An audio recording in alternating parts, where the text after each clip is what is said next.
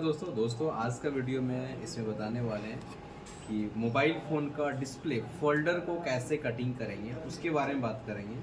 तो चलिए आप लोग टच, जैसे कि ये वाले फ़ोन में पता चल गया जी इसमें टच लगा हुआ है। क्या लगा हुआ है? टच लगा हुआ है। अब ये टच वाला फ़ोन नहीं आता है, लेकिन अभी भी आपके पास पुराना फ़ोन होगा, कभी कभार लेके आ सकता है। लेकिन अब जितने सारे फ़ोन आएगा दीजिए वहाँ से वो देखें फोल्डर। हाँ ये देखिए, हाँ देखिए अब जो आएगा ना वो आपको इस तरह का आएगा। ठीक है, इसमें भी क्या लगा हुआ है? ग्लास, क्योंकि देखो एक ही पत्ता है ना, तो इसमें ग्लास लगा हुआ है, इसमें भी हमारा क्या लगा हुआ है? ग्लास लगा हुआ है। अभी लगभग जितना फ़ोन आता है वो सारा ग्लास वाला ही आता है। और दीजिएगा फोल्डर हमारा रखा हुआ वो सब। हाँ दीजिए, देखो यहाँ पर यदि आप देखोगे ये जो डिस्प्ले है ना, ये देखो जब गोल्डन दिखेगा ना इस तरह का, इसको बोलते हैं एम्बेडेड डिस्प्ले। क्या बोलते हैं? इस तरह का डिस्प्ले जब फोल्डर कटिंग करोगे उसमें आपको थोड़ा हार्ड लगेगा। इसका जो ग्लू होता है वो थोड़ा सा मजबूत हार्ड होता है। ठीक है, ये देखो ये टच वाले हैं और डिस्प्ले वाला है। ठीक है, ये पुराने पहले का फ़ोनों का होता है, अभी भी कभी कभार आ सकता है। ये सब काटने में आसान लगेगा। देखो फोल्डर कटिंग करने के भी समय में तरीका बहुत सारा होता है। जो बंदा पहले से कटिंग कर रहा है उसको काटने में आसान लगेगा। क्यों पता है? उसको पता है कि इसमें तार हमें खींचना कैसे है, और उसको पता है कि इस तरह का फोल्डर में तार हमको खींचने में कितना प्रेशर लगेगा। लेकिन जो नया स्टूडेंट है उसको ये जानकारी नहीं है ना। तो ये सब जानकारी रखना बहुत ज़रूरी है। जब आप काम करोगे धीरे धीरे आपके अंदर भी अनुभव आ जाएगा कि कैसे कैसे काम करना नहीं करना, किस में हार्ड लगेगा किस में नॉर्मल होगा। फिर भी हम आपको बता दें कि जिसमें ऐसा देखिए गोल्डन टाइप का है ना, ये थोड़ा सा मजबूती होता है। इसका जो ओसी पेपर होता है वो थोड़ा सा हार्ड होता है। ठीक है जी, ये अपना दिमाग में सेट रखना है। ठीक है, अब यहाँ पर देखिए ये सब फोल्डर तो कटिंग करेंगे, कटिंग करने का तरीका को हम लोग जाना ही है। अब यहाँ पर देखो हमारे पास सेपरेटर मशीन है, एक ये भी मशीन है और एक ये भी मशीन है। ये तो हीट हो गया, इसको थोड़ा बंद करते हैं। ये मशीन है जो कि कम दाम में आपको आ जाएगा। ठीक है, इससे भी आप कटिंग कर सकते हो। और ये जो मशीन है ये थोड़ा महंगा आएगा, इससे भी आप कटिंग कर सकते हो। ये जो मशीन है ये थोड़ा सा लेटेस्ट है अभी का फ़ोनों के लिए। जैसे कि जो कर्व डिस्प्ले आता है, कर्व डिस्प्ले को कटिंग करने के लिए मशीन है। और इस डिस्प्ले में हम लोग नॉर्मल डिस्प्ले को भी कटिंग कर लेंगे। ठीक है, इस मशीन से कर्व डिस्प्ले को भी कटिंग कर लेंगे, नॉर्मल डिस्प्ले को कटिंग कर लेंगे। फ़ोन खोलने में भी हेल्प होगा, बैटरी खोलने में भी हेल्प होगा। इस मशीन में फोल्डर को हम ऐसे भी रख करके कटिंग कर सकते हैं और ऐसे भी रख कर कटिंग कर सकते हैं। इसमें अगर ऐसे रख करके आप कटिंग करना चाहोगे तो कटिंग होता है, लेकिन बहुत दिक्कत होता है, उतना पावर इसमें नहीं होता है। ठीक है, तो इस मशीन में बहुत ऑप्शन है, मल्टीपल ऑप्शन है। ठीक है जी, तो हम लोग क्या करेंगे, एक बार इसमें हम कटिंग करके आपको दिखाएंगे और एक बार हम इसमें कटिंग करके दिखाएंगे। उसके बाद आप अपना उधर लैब में जाओगे, उधर आपको फोल्डर मिलेगा, उसको कटिंग करके आपको अपने से देखना है। कटिंग करने में जो फोल्डर कटिंग के क्लास में आप लोग क्या क्या सीखोगे ये थोड़ा सा बता देते हैं। जैसे कि हमारे पास यहाँ पे एक देखो ये फोल्डर है कटिंग किया हुआ, क्या है? कटिंग किया हुआ। और यहाँ पे जो ब्लैक ये दिख रहा है ना, इसको बोलते हैं पोलाइजर। क्या बोलते हैं? बहुत लोग पोलाइजर बोलता है, बहुत लोग फ्लैम भी बोलता है। ठीक है जी, तो अगर हम कभी फोल्डर को कटिंग करेंगे उस समय हमारा ये तार कभी गड़बड़ी लग जाएगा तो पोलाइजर भी कट जाता है। क्या होता है? और अगर पोलाइजर कट जाएगा, जहाँ पे कट जाएगा ना वहाँ डिस्प्ले वाइट दिखेगा, वहाँ पे डिस्प्ले में कुछ दिखेगा ही नहीं। मतलब हम लोग जो देख पाते हैं ना वो पोलाइजर से ही देख पाते हैं। ठीक है, यदि वो कट जाएगा तो वहाँ वाइट हो जाएगा, आप डिस्प्ले उसका कस्टमर का बेकार हो जाएगा। तो आपको इधर फोल्डर कटिंग करते समय पोलाइजर को कैसे कटिंग करोगे वो भी हम आपको बताएंगे। तो उसको कैसे कटिंग करके निकालोगे, कैसे इसमें नया पोलाइजर को लगाओगे। ठीक है जी, तो कटिंग करते समय फोल्डर कटिंग पोलाइजर कटिंग दोनों एक ही साथ सीखना है। ठीक है, चलो अब यहाँ पर देखो एक मशीन है। फोल्डर कटिंग कैसे करेंगे नहीं करेंगे उसके बारे में आगे बात करते हैं। थोड़ा मशीन का सेटिंग के बारे में बात कर लेते हैं। बात करते हैं यहाँ पे देखो जी, इधर मशीन में दिख रहा है यहाँ पे 3 को बटन दिया हुआ है। हेलो दिखा रहे हैं, 3 को बटन दिया हुआ है। यहाँ पे डिजिटल है जो यहाँ पे शो करेगा कितना हीटिंग हो रहा है। इधर देखो जी, दिख रहा है? देखो इधर देखो जी, मशीन में यहाँ पे 1 2 3 बटन है। यहाँ पे निशान नीचे दिया हुआ है, मतलब ये हीटिंग को कम करेगा। यहाँ निशान ऊपर दिया मतलब हीटिंग को बढ़ाएगा। यहाँ पे जब सेट कम बेसी करना उसमें ये बटन को दबाना है। और ये वैक्यूम, मतलब ये बटन जब दबाएंगे तो एयर से खींचेगा। देखो इधर जी, देखो ये डाउन है, मतलब ये वोल्टेज सॉरी हीटिंग को कम, टेम्परेचर लिखा ना, टेम्परेचर को कम करेगा, टेम्परेचर बढ़ाना है तो इस पे करना है, ठीक है। अब चलो यहाँ पे एक बार इसको चेक करके दिखा देते हैं राहुल सर। हाँ। थोड़ा सा दिखाएंगे टेम्परेचर, घटाएंगे बढ़ाएंगे वहाँ पे, ठीक है। इसको पावर केबल को ऑन कर दिए और यहाँ पे हम इसको ऐसे करते हैं, थोड़ा इधर आ जाएंगे राहुल सर, इधर हम ऐसे रखेंगे ताकि सबको दिखेगा। देखो स्टार्ट हुआ। हाँ, यहाँ पर इस मशीन का जो टेम्परेचर है वो देखो बढ़ जा रहा है, 102 हुआ ना, ये धीरे धीरे क्या हो रहा है, बढ़ रहा है। वो वहाँ तक जाएगा जहाँ तक ये मशीन सेट करके रखे होंगे। तो हम जो इसका जो टेम्परेचर, हीटिंग टेम्परेचर है वो सेट करके रखे हैं 120। कितना सेट करके रखे हैं? 120। ये मशीन का जो पावर होता है वो होता है 130। कितना होता है? 130।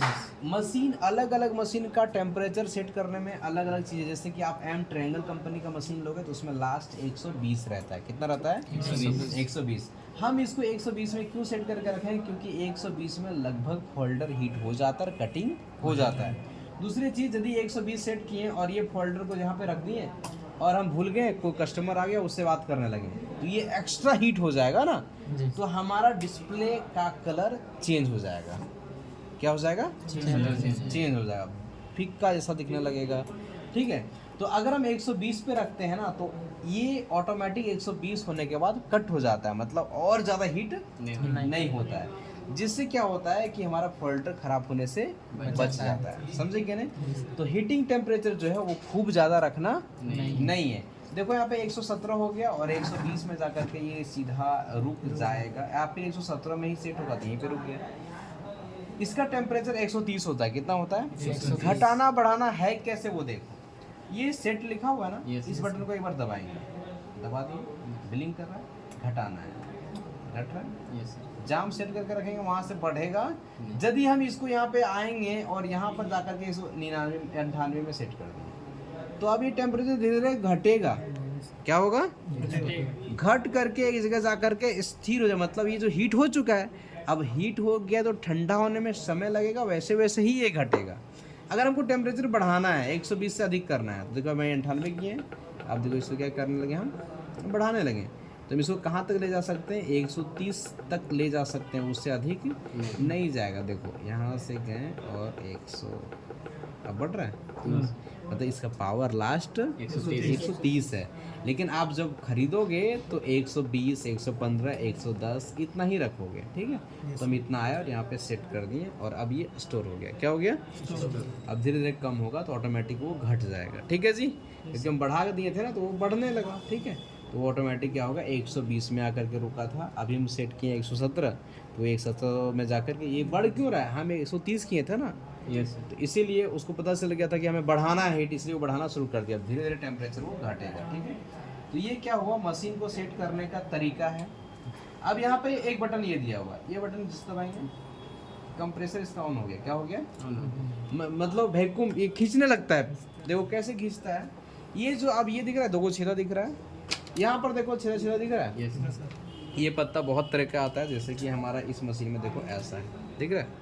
तो इसको यदि हम रखेंगे ना, इससे जो छेदा है उससे मैच करेंगे। किससे मैच करेंगे? एक ये इस तरह का यदि रहेगा तो वो करना है, और ये यदि रहेगा तो ये दो गो छेदा निकला हुआ है ना, तो दो गो से ही मैच कर। देखो दो गो मैच कर रहा है क्या? यस दोनों साइड दिखा। मैच करने के बाद आपको ये डिस्प्ले को ऐसे यहाँ रख देना है, ठीक है।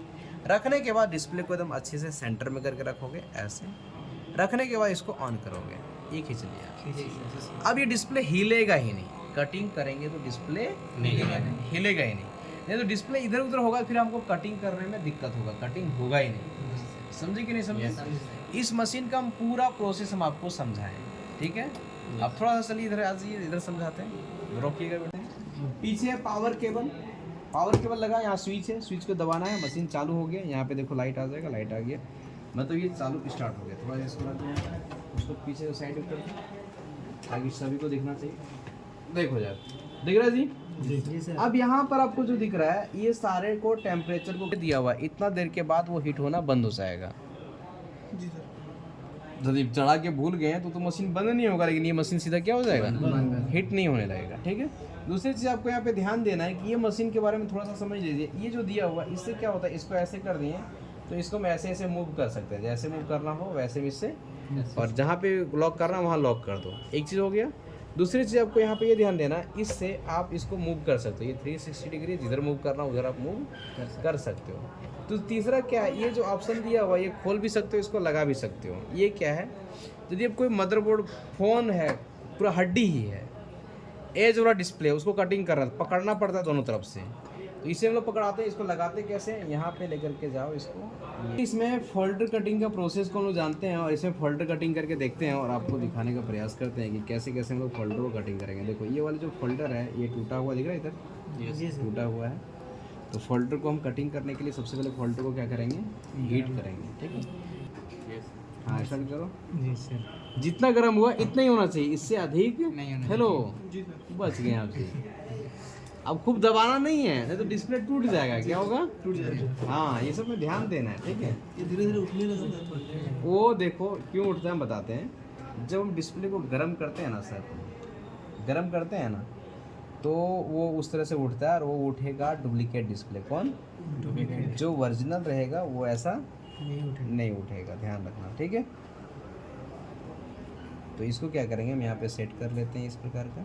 सेट करने के बाद इसको हम यहाँ पे ऐसे रख लेते हैं। रखने के बाद इसको यहाँ वैक्यूम को चालू कर दिया और ये क्या कर दिया, पकड़ लिया। वैक्यूम क्या किया, पकड़ लिया ना। इसको जो कटिंग करेंगे बिल्कुल सावधानी से।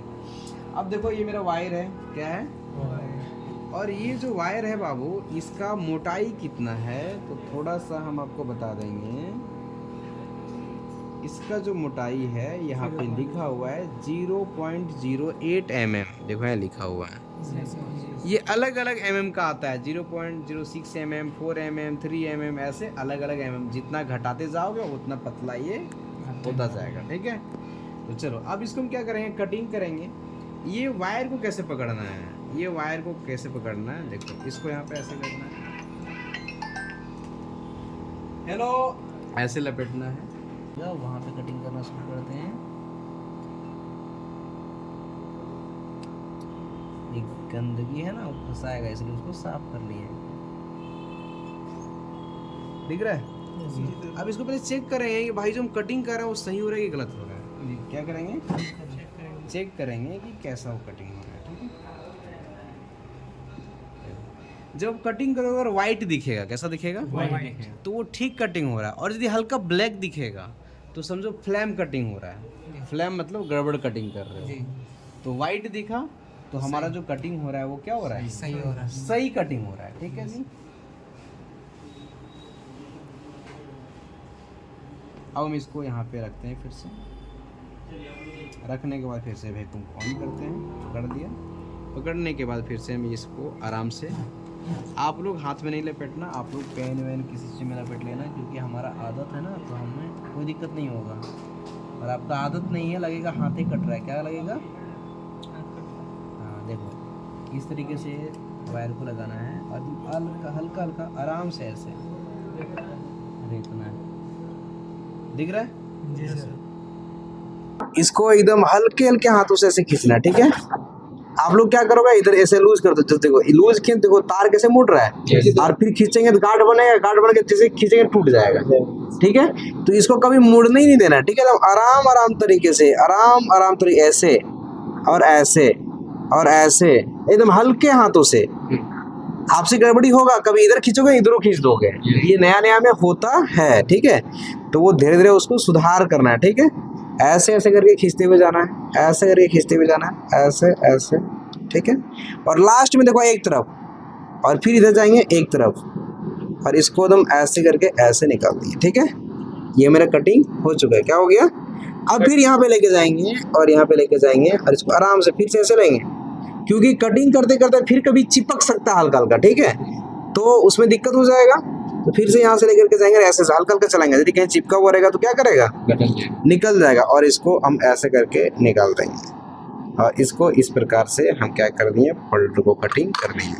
और इसको अब ऐसे कर दो, बंद कर दो। देखो फोल्डर कैसे कटिंग हुआ, फ्लैम कहीं कटा क्या, ये है, ये ओसीए है, क्या है, देखो ये कैसे छूट रहा है, दिख रहा है। इसको आपको साफ भी करना पड़ेगा। साफ करने के लिए मशीन हमारे पास है जी, इधर तो देखो ऐसे भी करोगे, टच है क्या? बता रहे हैं सर। उसको मशीन को ये साफ करने के लिए मशीन है, इससे करोगे तो खराब नहीं होगा। किसी किसी में ज़्यादा हार्ड रहता है।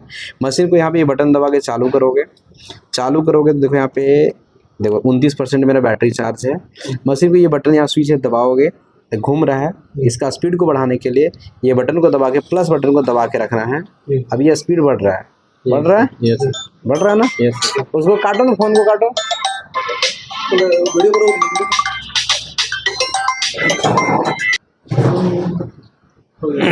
अब देखो ये हाथ से भी निकाल सकते हो, ये तो नॉर्मल ऐसे ही नहीं कर रहा, सब फोनों में ऐसे नहीं निकलेगा।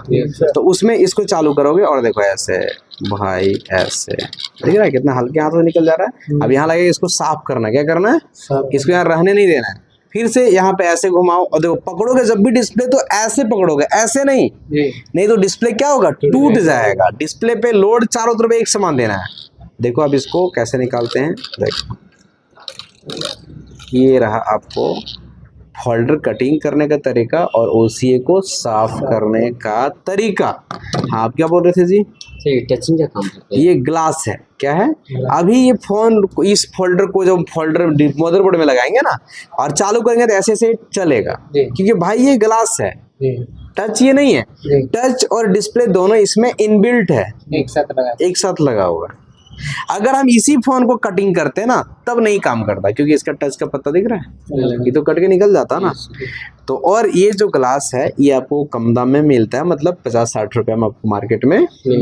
अगर आप इसको क्वांटिटी में खरीदोगे, एक मॉडल का 5 पीस, तो इसका रेट घट करके आपके पास 30-35 आ जाएगा। कितना आ जाएगा? तो रेट घटता किस पे, क्वांटिटी पे, है ना। 1-2 पीस लोगे थोड़ा सा कॉस्टली आपको आएगा, ठीक है जी। तो इससे कैसे कटिंग करोगे, एक चीज समझ में आ गया।